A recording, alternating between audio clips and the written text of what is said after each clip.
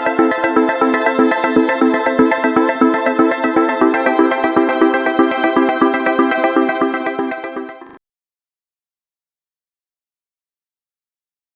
Student, चलिए आज हम लोग अभी भी इलेक्ट्रोस्टैटिक्स को ही कंटिन्यू कर रहे हैं और इलेक्ट्रोस्टैटिक्स के अंदर आज जो है हम लोग गॉस थ्योरम का दूसरा एप्लीकेशन देखने वाले हैं, जो कि होता है electric field due to a uniformly charged infinite plane sheet. यानी कि पहला एप्लीकेशन हमने किसके कारण देखा था, इनफाइनाइटली लॉन्ग चार्ज्ड वायर के चलते देखा था, और आज हम लोग दूसरा एप्लीकेशन जो गॉस थ्योरम का है वो uniformly charged infinite plane sheet के कारण देखने वाले हैं। तो बहुत ही ज़्यादा इंपॉर्टेंट है, 100% ये भी सीबीएसई में आपको जो है 3 मार्क्स में क्वेश्चन आएगा ही आएगा। 100% ये सीबीएसई में 3 मार्क्स में आएगा। That means applications of Gauss theorem को अगर आपने अच्छे से स्टडी कर लिया तो आप बोर्ड में ये सोच लो कि 5 मार्क्स आपका पक्का है, इसमें कहीं कोई दिक्कत वाली बात नहीं है। तो चलिए देखते हैं हम लोग। जैसा कि आप यहाँ पे देख सकते हैं, एक हमने क्या कर लिया, इनफाइनाइट प्लेन शीट ले लिया, इसके ऊपर यूनिफॉर्मली चार्ज डिस्ट्रीब्यूटेड है। तो ऑब्वियसली अगर शीट है तो इसके ऊपर जो चार्ज डिस्ट्रीब्यूशन आएगा according to the types of charge distribution कौन सा आएगा, एक्स और वाई दोनों के लॉन्ग है। तो यहाँ पे क्या हो जाएगा, एरिया चार्ज डिस्ट्रीब्यूशन, या हम कह सकते हैं इसको सरफेस चार्ज डिस्ट्रीब्यूशन, या हम सरफेस चार्ज डेंसिटी भी कह सकते हैं, जिसको हम लोग किससे इंडिकेट करते हैं, सिग्मा से। तो ये जो हमारे पास इनफाइनाइट प्लेन शीट है, इसके ऊपर पॉजिटिव चार्ज डिस्ट्रीब्यूटेड है जो कि यूनिफॉर्मली है, तो surface charge density sigma is equal to क्या हो जाएगा, charge per unit area. Okay, अब इस यूनिफॉर्मली चार्ज प्लेन शीट के कारण हम इमेजिन करेंगे कि इसके कारण गॉसियन सरफेस कैसे फॉर्म्ड होगा। तो यहाँ पे भी आपको दिख रहा है कि इसके कारण भी सिलिंड्रिकल गॉसियन सरफेस बनेगा, और जो भी सिलिंड्रिकल गॉसियन सरफेस बनेगा, ऑब्वियसली अगर मैं सेंटर से किसी एक एंड का डिस्टेंस लूंगा r, तो दूसरे एंड का भी डिस्टेंस r हो जाएगा। तो 100% ये क्लियर हो गया कि जो भी इसके कारण सिलिंड्रिकल गॉसियन सरफेस बनेगा उसका टोटल लेंथ हमारे पास कितना हो, यानी कि जो भी सिलिंड्रिकल गॉसियन सरफेस इस इनफाइनाइट प्लेन शीट के कारण बनेगा उसका टोटल लेंथ हमारे पास कितना होगा, 2r, जो कि मैंने यहाँ पे लिख भी दिया हूँ कि due to which cylindrical Gaussian surface of length 2r formed. यानी कि ये जो सिलिंड्रिकल गॉसियन सरफेस बनेगा इसका लेंथ कितना हो जाएगा, सेंटर से एक एंड का r, तो सेंटर से दूसरे एंड का भी r, तो r प्लस r कितना हो जाएगा टोटल 2r। यानी कि आप यहाँ पे लिख भी सकते हो, आप यहाँ पे देख भी सकते हो r plus r that will give you 2r।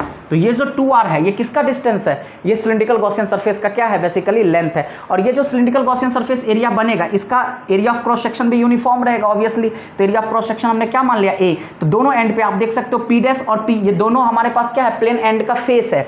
तो ये भी p डैश और ये p, और इलेक्ट्रिक फील्ड रेडियली डायरेक्टेड क्या हो जाएगा, आउटवर्ड हो जाए। अब इंटरेस्टिंग फैक्ट यहाँ पे क्या है, डायग्राम तो आपको समझ में आ गया, मैंने यहाँ पे एक्सप्रेशन लिख भी दिया हूँ कि let a thin infinite plane sheet having surface charge density sigma. यानी कि ये जो हमने थिन इनफाइनाइट प्लेन शीट जिसके ऊपर हमने यूनिफॉर्मली चार्ज को क्या कर रखा है, डिस्ट्रीब्यूट कर रखा हूँ, तो सरफेस चार्ज डेंसिटी के अकॉर्डिंग यहाँ पे सरफेस चार्ज डेंसिटी का क्या है, यहाँ पे डिस्ट्रीब्यूशन है। और बाद बाकी तो हमने लिख भी दिया हूँ कि due to the which cylindrical Gaussian surface length हमारे पास कितना बनेगा, 2r। अब इंटरेस्टिंग फैक्ट देखना है कि हम इसके कारण फ्लक्स कैसे फाइंड आउट करेंगे। तो आपको ऑलरेडी मैंने जब फ्लक्स पढ़ाया था तो ये बता रखा था कि केवल उसी फील्ड लाइन को हम फ्लक्स कंसीडर करते हैं जो किसी सरफेस के नॉर्मली पास करता है। तो आप इस डायग्राम को थोड़ा ध्यान से देखिएगा। देखिए ऊपर से जो फील्ड लाइंस निकलेगा वो ऑब्वियसली कहीं ना कहीं क्या है, यहाँ पे ये जो शीट है इसके ठीक क्या निकलेगा, पैरेलल निकलेगा। तो अगर पैरेलल होगा तो वहां पे फ्लक्स क्या हो जाएगा, 0। यानी कि इस शीट के बिल्कुल कैसे निकलना चाहिए, अगर ऐसे निकलना था, आप ये देखो दोनों प्लेन एंड फेसेस पे देखोगे तो इलेक्ट्रिक फील्ड लाइंस क्या पास कर रहा है, कैसे पास कर रहा है, परपेंडिकुलरली। तो that only considered as the flux. तो इसलिए मैंने एक्सप्रेशन में लिख भी रखा हूं कि as the lines of force are parallel to the curved surface of the cylinder, so the flux through the curved surface is 0। Hence the flux through the plane end faces, ये जो plane end faces of the cylinder, यानी कि ये जो cylindrical Gaussian surface बना इसका 2 plane end faces है, एक हमारे पास p डैश है और दूसरा p है। तो इसी दोनों एंड से जो फील्ड लाइन पास करेगा केवल वही फ्लक्स कंसीडर करेगा, क्योंकि वो शीट के कैसे पास कर रहा है, परपेंडिकुलरली। यानी कि जो भी इलेक्ट्रिक फील्ड इस फेस से पास करेगा वो इस शीट के ठीक परपेंडिकुलर पास कर रहा है, दैट्स व्हाई हम इसको फ्लक्स कंसीडर करेंगे। तो इजिली हम फ्लक्स को कैसे फाइंड आउट कर सकते हैं, so phi E is equal to हमारे पास क्या हो जाएगा। अब देखिए फ्लक्स का formula electric field into area, तो ऑब्वियसली दोनों P और P डैश के जगह पे हमारे पास क्या हो जाएगा, electric field into area plus electric field into area, जो कि हमारे पास क्या हो जाएगा 2EA। तो अब हम इसको यहाँ से एक्सप्रेशन को ड्राइव कर लेते हैं।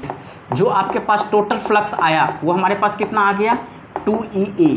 अब दिस इंप्लाइज, अब गॉस थ्योरम का ये एप्लीकेशन यूज कर रहे हैं तो यहाँ पे लिख सकते हैं according to according to G T. Phi E बराबर हमारे पास क्या हो जाएगा, क्यू बाय एप्सिलॉन नॉट। तो यहाँ पे आप यूज़ कर सकते हो क्यू अपॉन में epsilon naught is equal to 2EA। हमें क्या फाइंड आउट करना है, इलेक्ट्रिक फील्ड।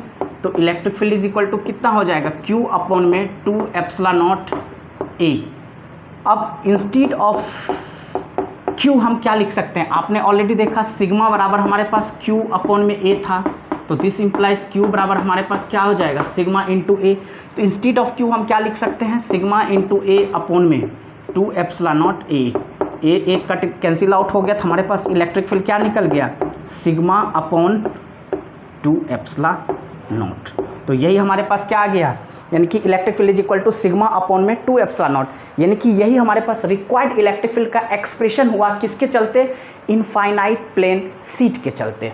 तो this is the required expression. Electric field हमारे पास क्या आ गया, सिग्मा अपॉन 2 एप्सिलॉन नॉट। यानी कि अगर आपका जो प्लेन सीट है इनफाइनाइटली लॉन्ग है तो इलेक्ट्रिक फील्ड हमारे पास क्या हो जाएगा, सिग्मा अपॉन में 2 epsilon not.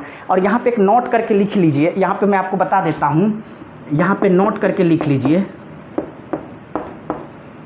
For finite length, अगर हम फाइनाइट लेंथ ले लेंगे प्लेन सीट का, तो उस केस में इसके कारण इलेक्ट्रिक फील्ड सिग्मा अपॉन में क्या हो जाएगा, एप्सिलॉन नॉट। और अगर इनफाइनाइट है तो हमारे पास सिग्मा अपॉन में क्या हो जाएगा, 2 एप्सिलॉन नॉट। तो आई होप आपका कॉन्सेप्ट बहुत अच्छे से क्लियर हो गया।